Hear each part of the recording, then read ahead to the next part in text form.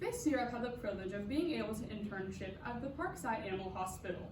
In this I've been able to witness many amazing surgeries, one of which, an amputation, will be documented here. In this case, the patient presented with a paralyzed front leg due to an injury in the brachial axillary nerve.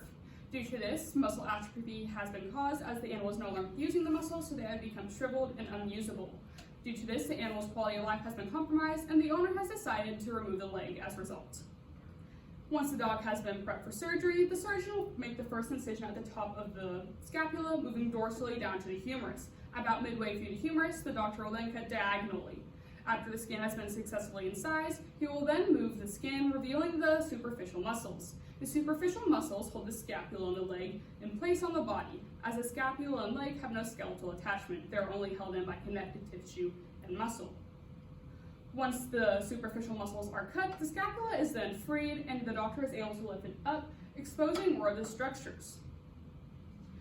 As he continues to dissect the structures of muscle and connective tissue, the doctor must be wary of blood supply. Severing a vein or an artery can cause the animal to bleed out, subsequently in death, so it's important the doctor is cognizant of where they are. The blood supply that is in the leg is known as the cephalic vein in the nerve. The vein runs from the vena cava down to the leg, and the artery runs from the aorta down to the leg. To successfully ligate them and stop the blood supply, the doctor will put several square knot sutures into both the vein and artery, then cutting them and stopping the blood supply successfully. Once the blood supply has been removed, you are then left with connective tissue and muscle left. These right here are known as tendons. They connect the scapula or the bone to the muscle. Once they are cut, the leg is then freed from the rest of the body. Then you are left with the remainder of the muscles, known as the trapezial muscles. To close, the doctor first must go ahead and insert a drain into the dog to prevent a seroma.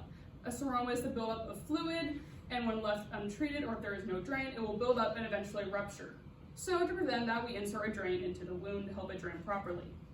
Once the drain has been placed, the doctor will then suture the trapezial muscles together to help with movement and then close the wound, either using staples or sutures. While this dog still has a long road of recovery ahead, his quality of life will be much better thanks to this operation. Thank you.